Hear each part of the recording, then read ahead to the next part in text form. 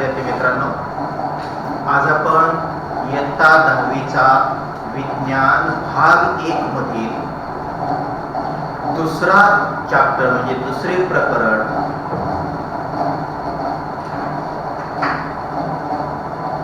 मूलद्रव्यांचे आवर्ती वर्गीकरण पाहणार आहोत.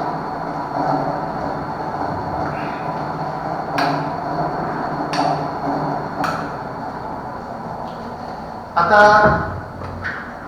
हे प्रकरण दोन्ही भाषेत शिकवणार आहे, मराठी आणि इंग्रजी मधनं सुद्धा, की जेणेकरून दोन्ही माध्यमाच्या मुलांना कळेल. Second chapter of paper first, periodic classification of elements. In the 9th standard you have studied about the matter. What is matter? You remind it. Matter is a substance which have volume and which occupy the space.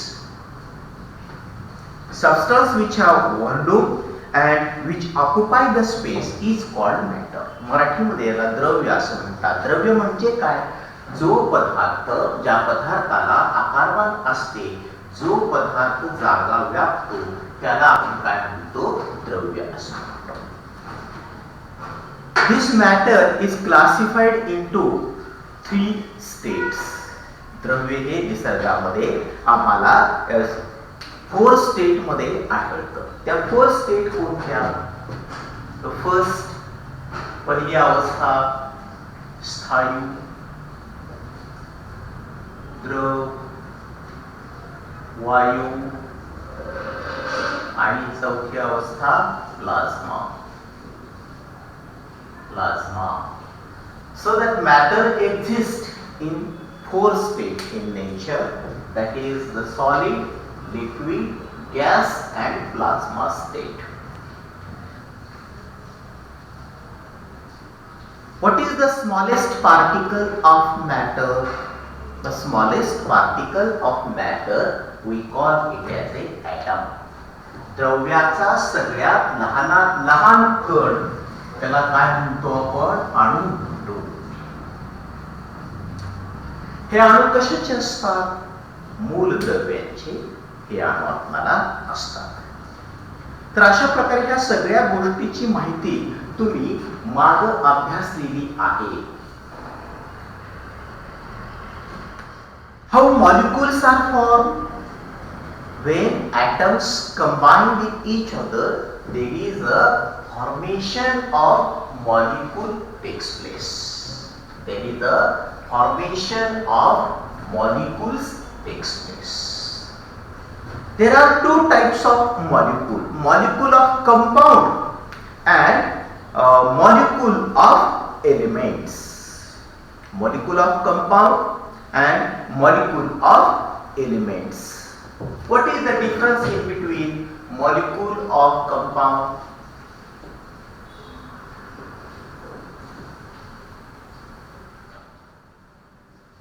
and molecule of elements?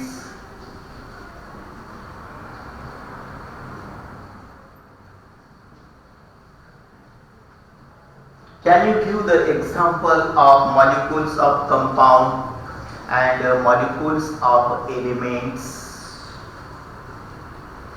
So, molecules of compound made up of the combination of atoms of different elements.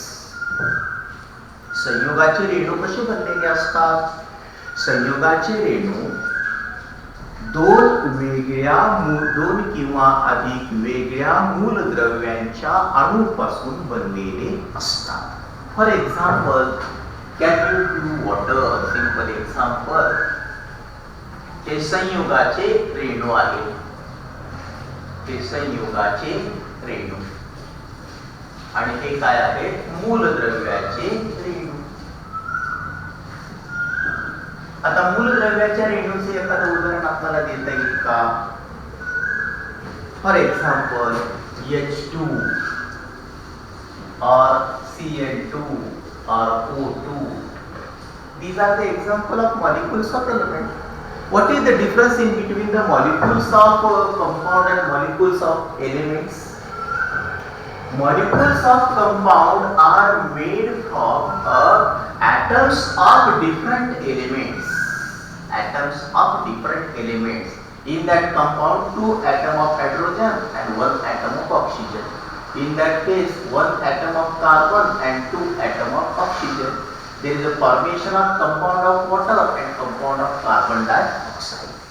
But when you consider about the molecules of element, there may be monoatomic molecules. It is made from single atom. Some are made from 2 atoms. But when you study these molecules are made up of atoms of same elements. एकाच मूलद्रव्याच्या अणूपासून बनलेले. हायड्रोजनचा रेणू कसा बनलेला आहे? 2 हायड्रोजनचे अणू react झाले, रेणू तयार झाला. क्लोरीनचा रेणू 2 हायड्रोक्लोरीनचे रेणू react झाले, या ठिकाणी क्लोरीन झाला. ऑक्सिजनचा रेणू O2 2 ऑक्सिजनचे अणू रिॲक्ट झाले, O2 तयार झाला. You can decompose that into constituent elements. Molecules of compound you can decompose into its constituent elements by the electrolysis process that can be converted into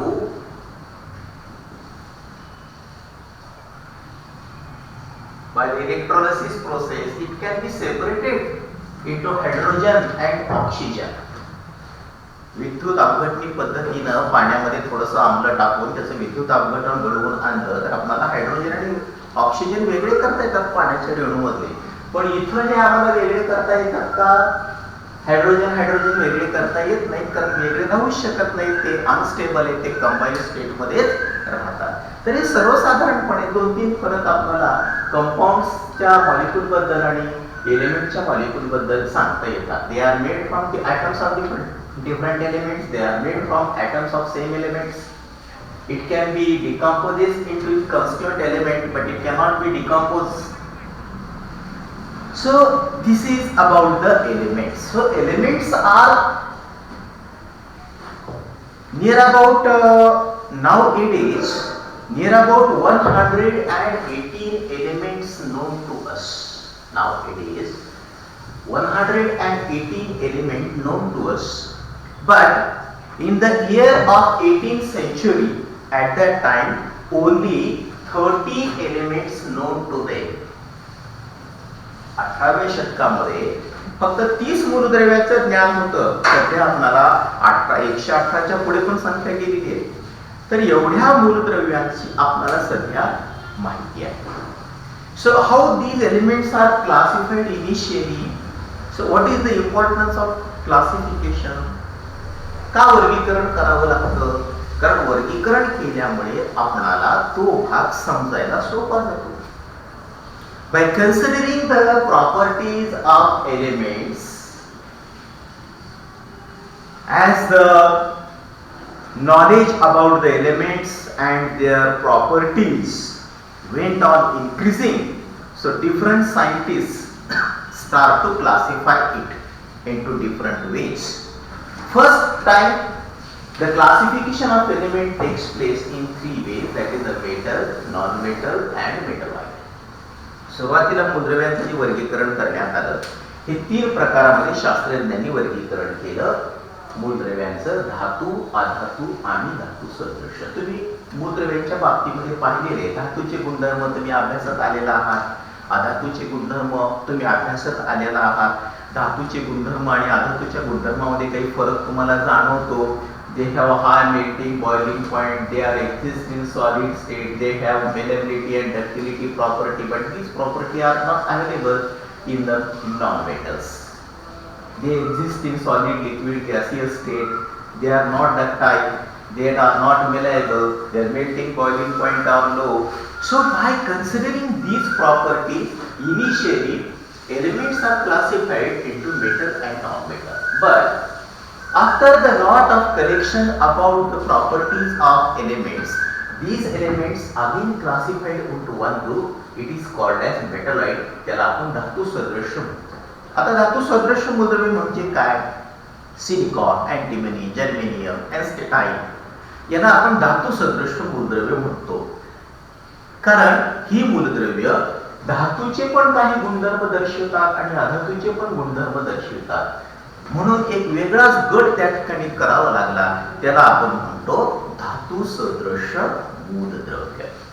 metalloid, the element which shows the properties of metal as well as non-metal, we call it as a metalloid. We call it as a metalloid. So this is the very initial classification of elements, but after that in 18th 17th century, German scientist Dobereiner tried to classify the elements in different way than this way. What say that Dobereiner? Dobereiner says that the properties of elements are related to the atomic mass number of elements or atomic masses of the elements. जेव्हा मेंडेलियननी डोबेरायनरनी classification करण्याचा प्रयत्न केला, या German शास्त्रज्ञ होता, त्याला असं लक्षात आलं की मूलद्रव्यांचे जे गुणधर्म आहेत, हे गुणधर्म मूलद्रव्यांच्या अणुवस्तुमानाशी निगडित आहेत. काहीतरी संबंध आहे अणुवस्तुमानाचा आणि मूलद्रव्यांच्या गुणधर्माचा. So by considering this, he makes a group of 3 elements. The elements which have the same chemical and physical properties. By connecting these elements, he forms one group, and that group is called as a triads. काय केलं त्यांनी? समान रासायनिक आणि भौतिक गुणधर्म असलेल्या मूलद्रव्यांचा त्यांनी एक गट तयार केला. त्यालाच म्हणतो आपण डोबेरायनर ट्रायड्स. त्यालाच काय म्हणतो आपण? Dobereiner triads. मराठीमध्ये त्याला म्हणतो आपण डोबेरायनरची त्रिके. Triads means a group of 3 elements having same chemical properties. किंवा एकसारखे रासायनिक गुणधर्म असणाऱ्या 3 मूलद्रव्याचा जो गट त्यांनी तयार केला, त्याला काय म्हणतात? त्रिके. तर इथं हा एक त्रिकाचं उदाहरण आहे, हे एक त्रिकाचं उदाहरण आहे, हे एक त्रिकाचं उदाहरण आहे. काय म्हणतो डोबेरायनर लॉ? त्यांनी नियम तयार केला, त्या नियमालाच आपण डोबेरायनर लॉ ऑफ ट्रायड असं म्हणतो. So he arrange the element in A triad in a increasing order of their atomic masses or atomic mass, and he found that atomic mass of middle elements is approximately equal to mean of the atomic mass of other 2 elements. Suppose this is the one example of triads. In that triad, lithium, sodium, potassium, these 3 elements are present. Atomic masses of these elements: lithium have 6.9, sodium have 23, potassium have 39.1. This is one of the triad. In that lithium, sodium, potassium, they are arranged in the increasing order of their atomic masses.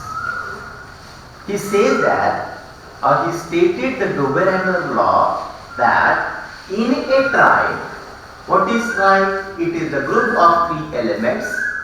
In that, they have a same chemical properties.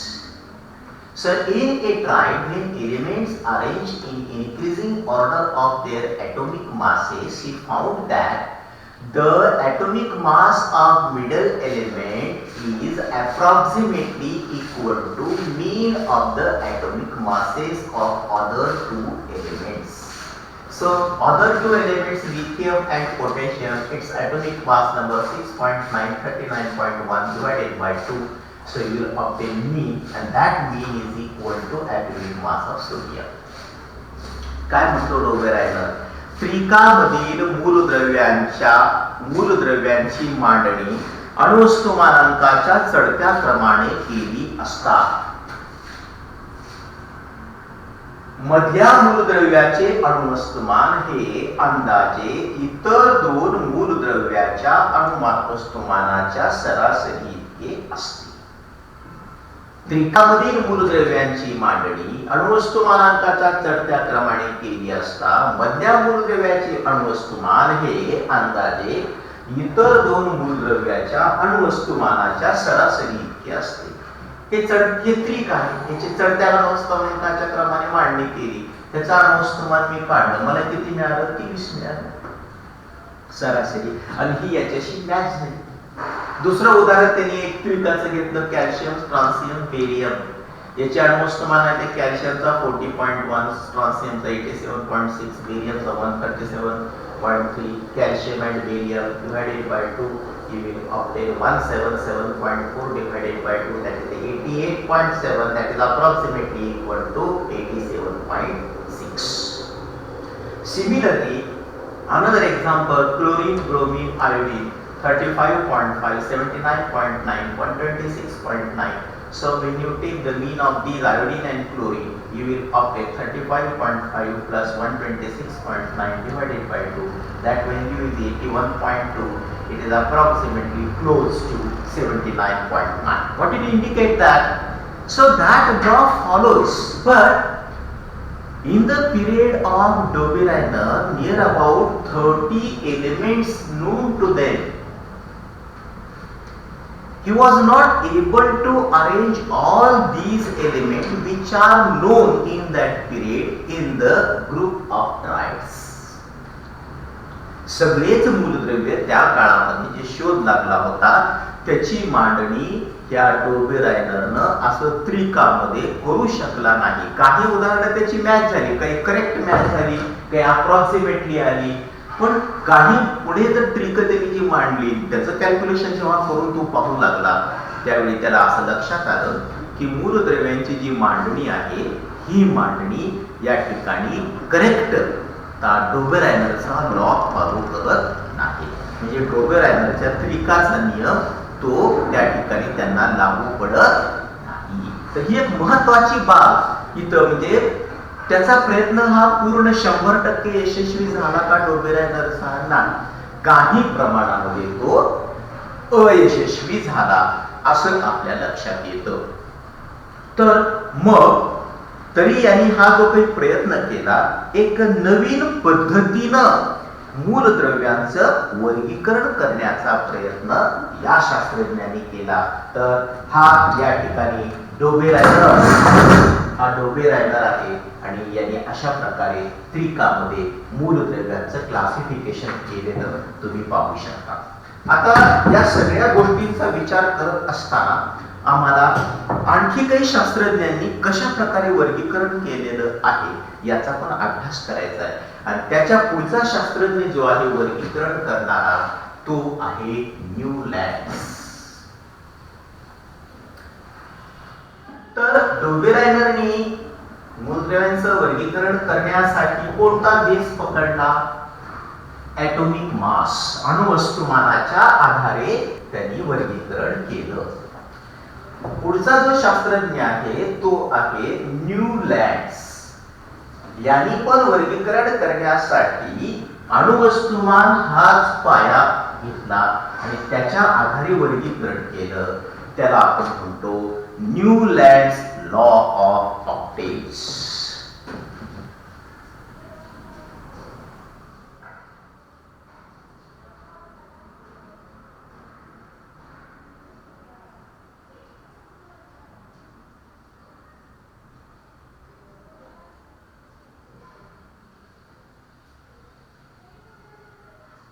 मराठीमध्ये याला म्हणतो आपण न्यूलँड्सचा अष्टकाचा नियम.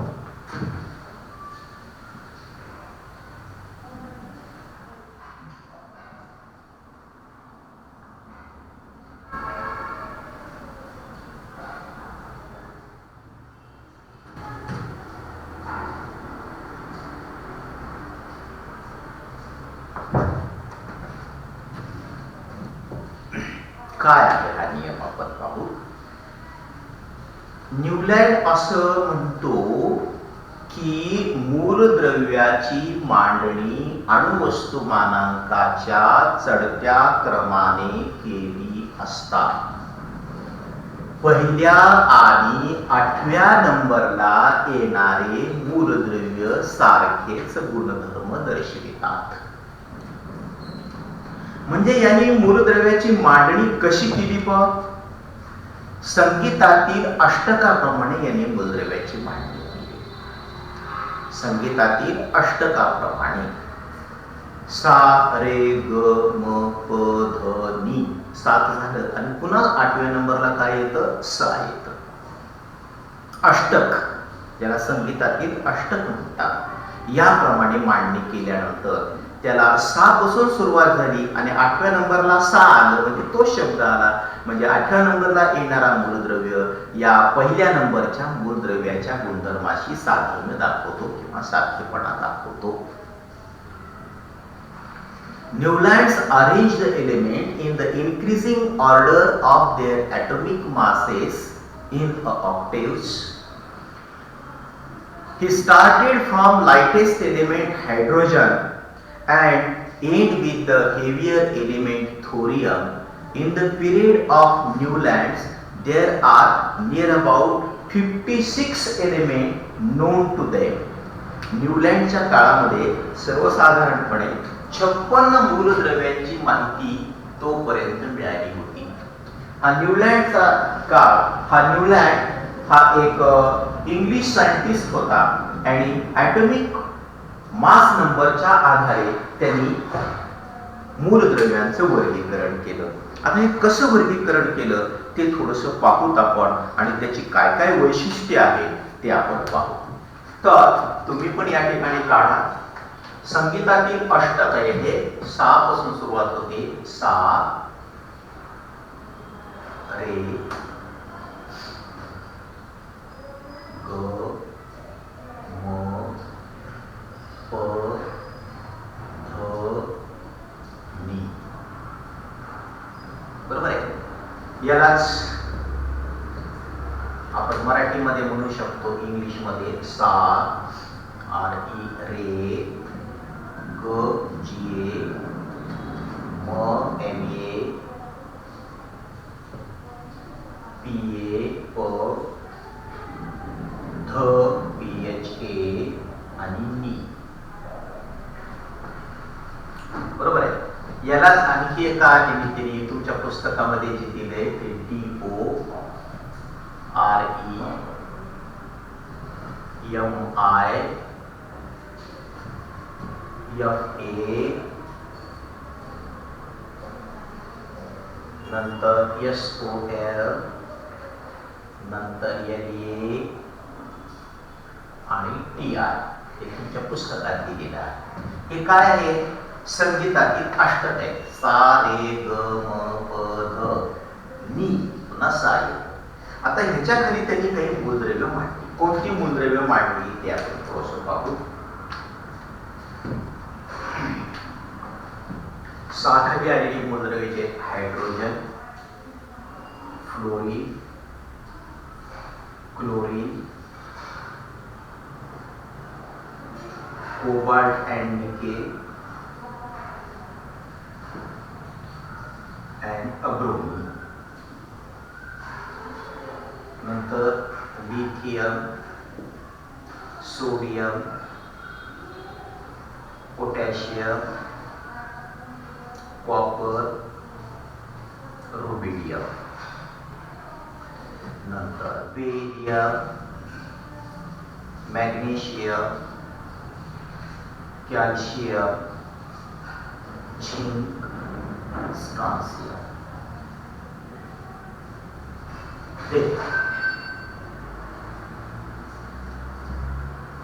Boron, aluminium, chromium, पेट्रियम, इथं 2 मूलद्रव्ये बसले, selenium and लॅन्थनम.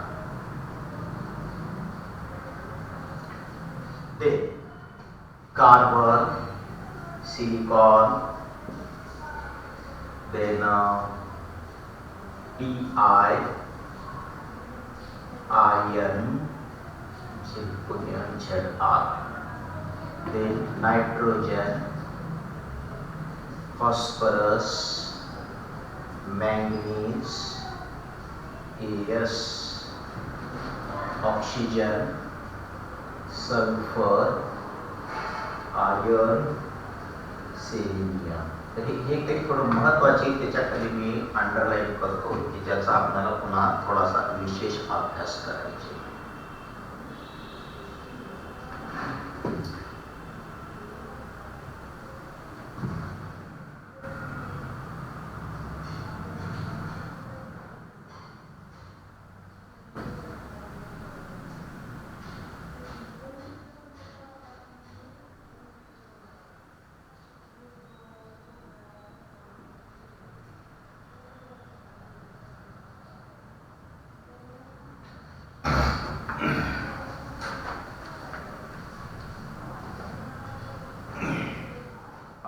First, I state the Dobereiner law of drives. What is that?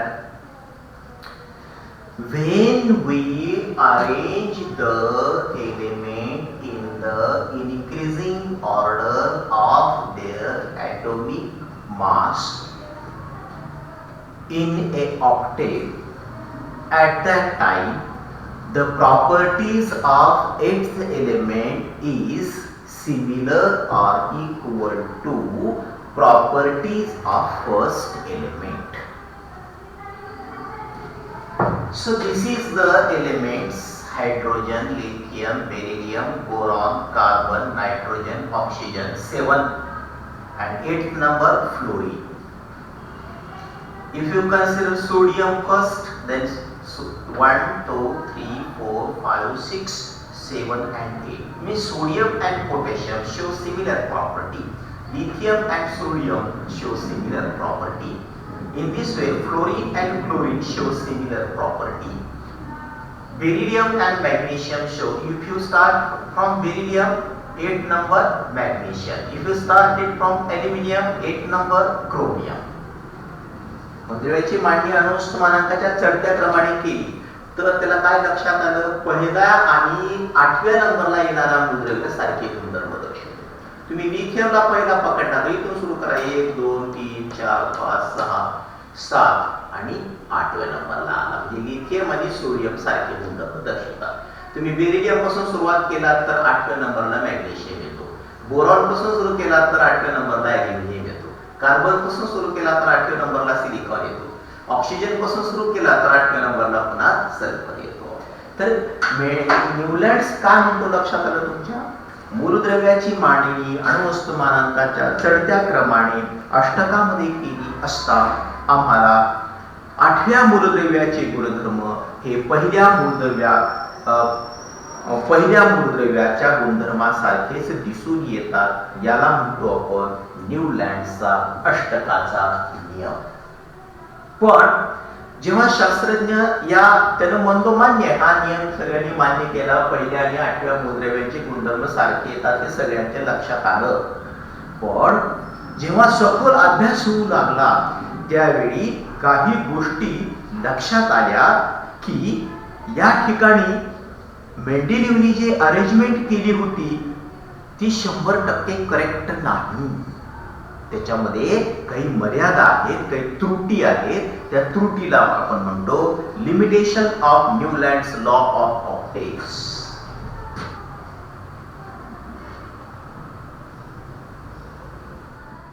Limitations of Newlands law of octaves.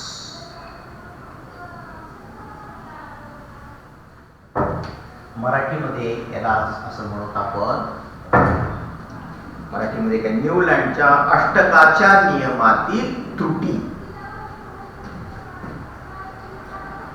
न्यूलँड्सच्या अष्टकाच्या नियमातील त्रुटी.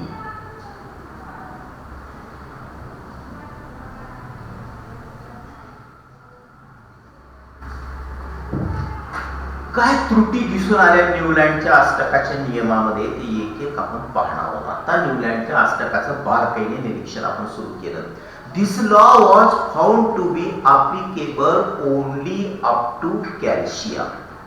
First, this law was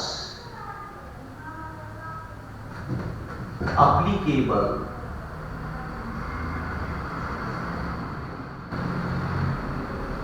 this law was applicable only up to calcium.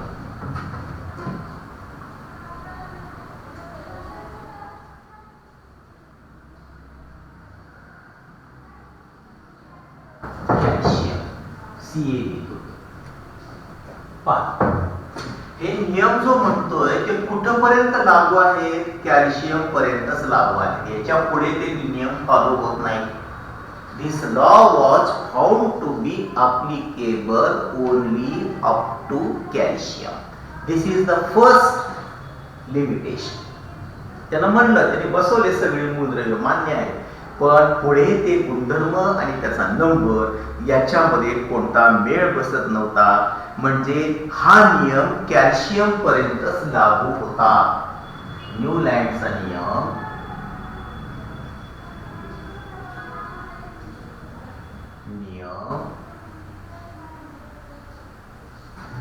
Calcium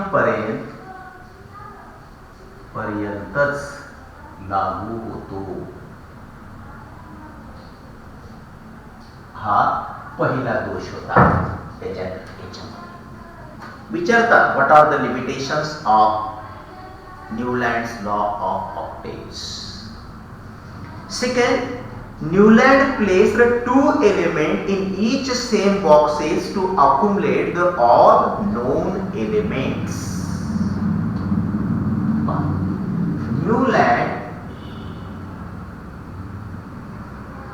Newlands placed two elements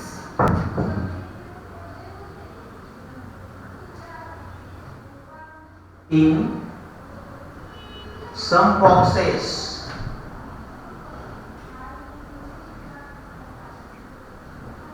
or same boxes. For example, this is cobalt and nickel. This cobalt and nickel he kept in a column SA. Second example, Ce and Eri he kept in a Ma or Mo or Fa. So he kept two elements in some boxes. No doubt, the properties of cobalt and nickel, there may be some difference. So it is not proper position to cobalt and nickel in a Newland's law of octaves. काय लक्षात आलं मला? तर न्यूलँड्सने काही जागेवर दोन दोन मूलद्रव्य बसवली. का? कारण त्या काळामध्ये शोध लागलेली सगळी मूलद्रव्य त्याला तिथं बसवायची होती. बसत नव्हती तरी एका ठिकाणी दोन बसवून त्यांनी मोकळा झाला. पण त्याच्या नियमानुसार तो नियम तिथं फेल होतो. मग कारण दोन मूलद्रव्याचे काहीतरी वेगळे गुणधर्म असणार ना. वेगळे गुणधर्म असल्यामुळे त्याला दोन वेगळे मूलद्रव्य आपण म्हणतो. मग ती एकाच बॉक्स मध्ये बसवले म्हणजे वरच्या मूलद्रव्याचे गुणधर्म सारखे कसं होऊ शकतात? मग हा दुसरा दोष किंवा त्रुटी आम्हाला आढळली. न्यूलँड्सने काही जागावर दोन मूलद्रव्य बसवली आहे. न्यूलँड्सने काही जागेवर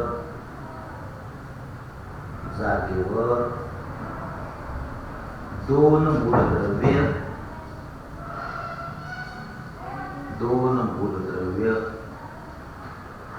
बसवली आहे.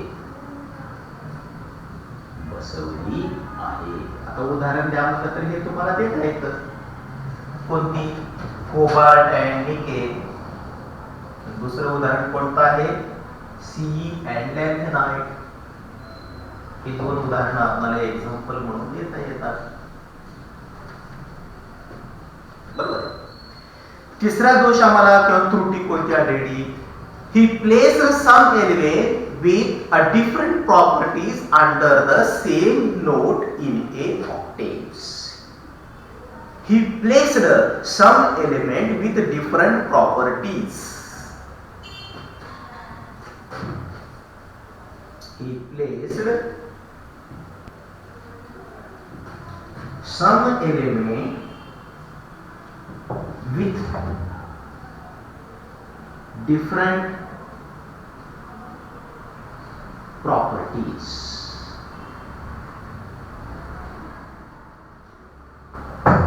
With different properties of elements म्हटलं तरी चालेल. With different properties under the same note. Under the same note.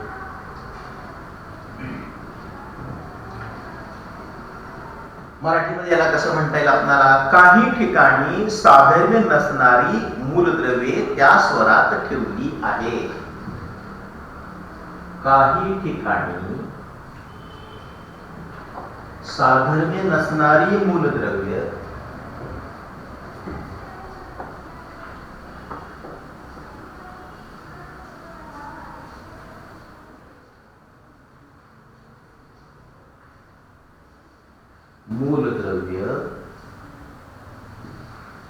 त्या नोट म्हणजे स्वर, सा रे ग म प द नि सा असं आहे की नाही, त्या स्वरात ठेवली आहे.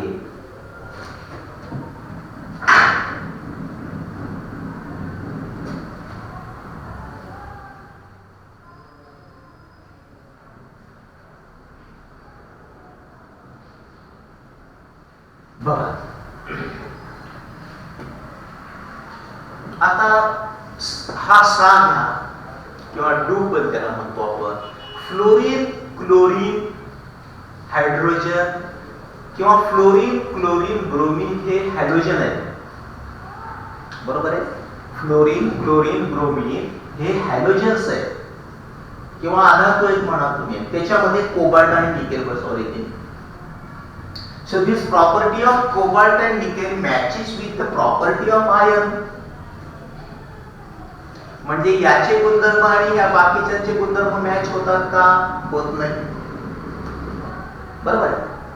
याच्याशी मॅच होतात किंवा वरच्याचा आम्ही जेव्हा विचार करू लागतो ऑक्सिजन, सल्फर, याच्याशी याचे गुणधर्म मॅच होत नाही. ऑक्सिजन आणि सल्फर बरोबर इथं आयर्न ठेवलेला आहे. म्हणजे या डू या स्वरामध्ये किंवा सा या स्वरामध्ये त्यांनी कोणते मूलद्रव्य बसवले? कोबाल्ट आणि निकेल, जी की याच्या गुणधर्माशी मॅच होत नाही. किंवा इथं या ठिकाणी टी आय मध्ये जे मूलद्रव्य बसवलाय आयर्न, तो या मूलद्रव्याशी मॅच होत नाही.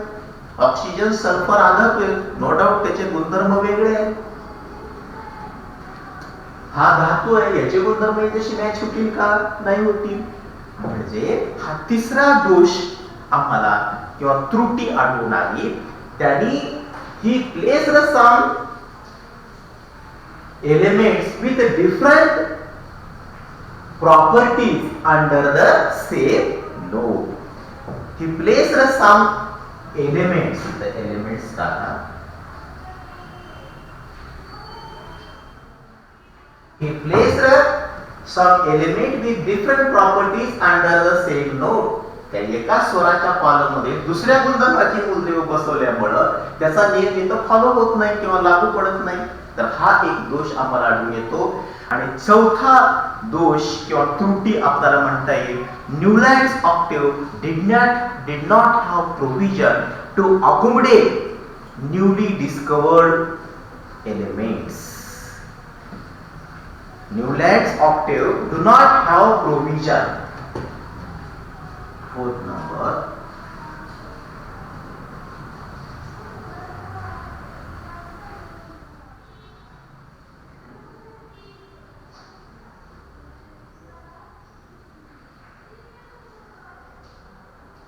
do not have provision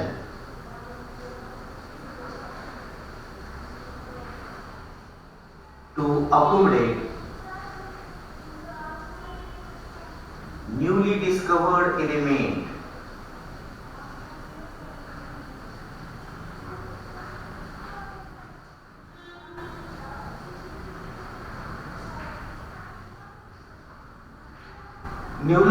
Newlands octave do not have provision or did not have provision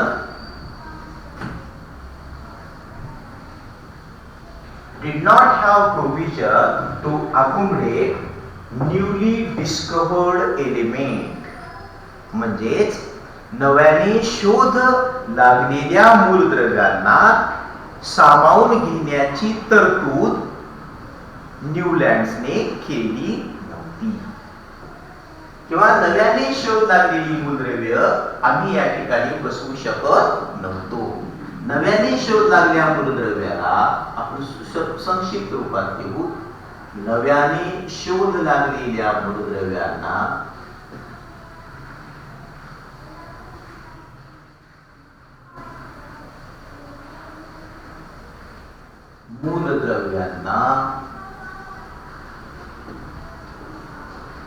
यामध्ये अष्टकात जागा नव्हती.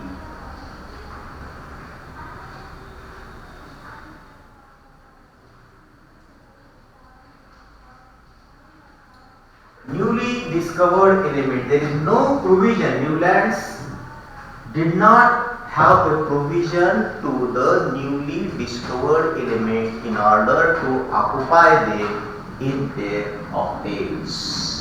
So these are the limitations of Newlands law of octaves. लक्षात आलं तुम्हाला न्यूलँड्स लॉ काय? मूलद्रव्याची मांडणी अनुज तुम्हाला त्याच्या चढत्या क्रमाने अष्टकामध्ये केली असता पहिल्या आणि आठव्या मूलद्रव्यांचे गुणधर्म सारखे दिसून येतात. अशा प्रकारे त्यांनी मूलद्रव्यांची मांडणी केली. म्हणजे एका कॉलममध्ये येणारे मूलद्रव्य सारखेच होते, पण कुठपर्यंत हे लागू पडतं? कॅल्शियम पर्यंत. दुसरं म्हणजे कॅल्शियमच्या पुढे हा नियम लागू पडत नाही, म्हणून तो लिमिटेशन मध्ये आला. नंतर काही ठिकाणी दोन मूलद्रव्य बसवले म्हणून ते लिमिटेशन मध्ये मुद्दे आला. काही ठिकाणी प्रॉपर्टीज मॅच न होणारी मूलद्रव्य होती म्हणून तो मुद्दा त्या ठिकाणी आला. आणि नवीन शोध लागले त्यावेळेस फक्त 56 मूलद्रव्ये माहित होती, पण नंतर शोध लागलेली मूलद्रव्य कुठं बसवायला त्यानं काही जागा ठेवली नव्हती. म्हणून न्यूलँडनी एक वेगळा प्रयत्न, चांगला प्रयत्न केला. डोबेरायनरनी ज्या प्रकारे वर्गीकरण करण्याचा प्रयत्न केला त्यापेक्षा वेगळं काहीतरी विचार करून त्यांनी प्रयत्न केला. म्हणून आपण त्यालाच न्यूलँडचा अभ्यास करतो, की जेणेकरून आता जे वर्गीकरण केलेलं आहे आपण सध्याच्या काळामध्ये मूलद्रव्याचं, ते बिनचूक होण्यामागं या सगळ्या शास्त्रज्ञांच्या प्रयत्नांचा मोठा हातभार आहे. त्यांनी हे सगळे प्रयत्न करून संपवले म्हणून आपण वेगळा विचार केला. म्हणजे आपल्याला आता जे करेक्ट क्लासिफिकेशन आपण जे पाहतोय ते या सगळ्यांचा त्या क्लासिफिकेशनचा या सगळ्या शास्त्रज्ञांचे प्रयत्न हा एक पाया आहे असं आपण म्हणतो. तर यावर आधारित आपल्याला काही प्रश्न घेता येतात. पहिला प्रश्न होमवर्क मध्ये घ्या तुम्ही. होमवर्क ज्याला तुम्ही गृहपाठ म्हणता. Question first.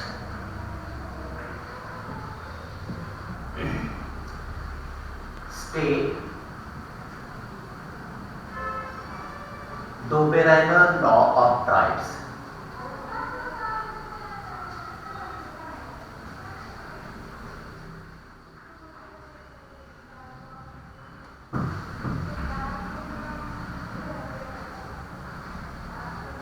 And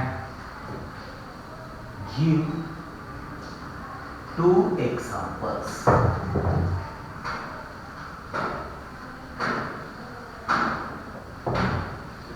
डोबेरायनरचा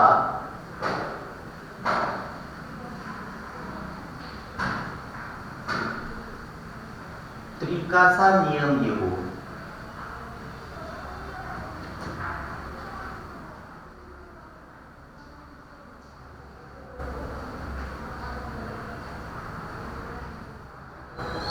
त्याची 2 उदाहरणे द्या.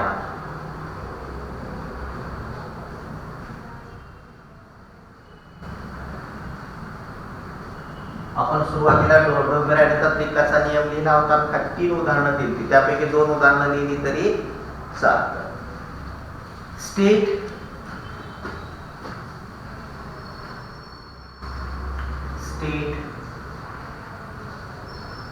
New lands law of octaves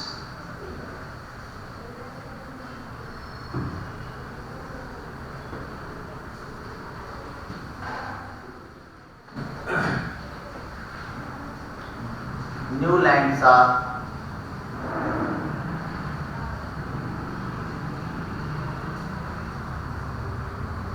त्रिकाचा नियम लिहा.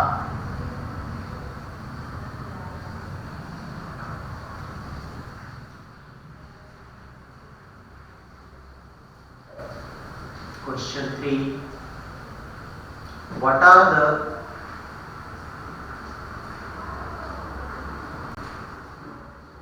limitations of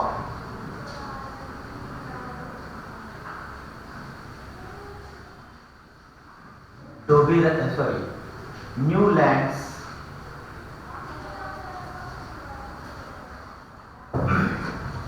law of octaves?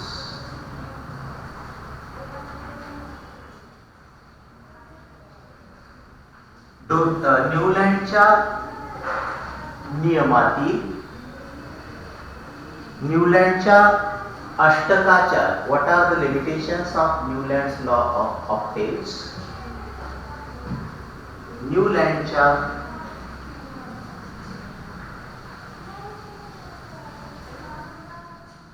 अष्टकाच्या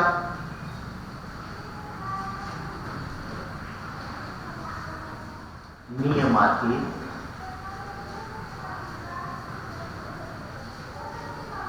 त्रुटी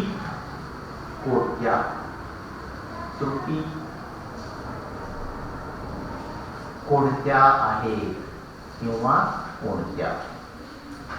ते शेवटी ज्या 4 आपण त्रुटी पाहिल्या त्या त्रुटी तुम्हाला उदाहरणासह या ठिकाणी लिहावे लागतील. तर या 2 गोष्टी तुम्हाला पाठ असल्या, ऑक्टेव्स पॉलची अरेंजमेंट तुम्ही लक्षात जरी ठेवली आणि डोबेरायची उदाहरणं पाहिली आणि हे लॉ स्टेट केले की कशाही प्रकारचे प्रश्न विचारले तर तुम्हाला येऊ शकतात. आता या व्हिडिओमध्ये इथं थांबूत आपण. दुसऱ्या व्हिडिओमध्ये मेंडेलिव्हनी जे प्रयत्न केले क्लासिफिकेशनचे ते कसे केले, काय वैशिष्ट्ये आहेत त्याच्या क्लासिफिकेशनची, ते आपण पुढच्या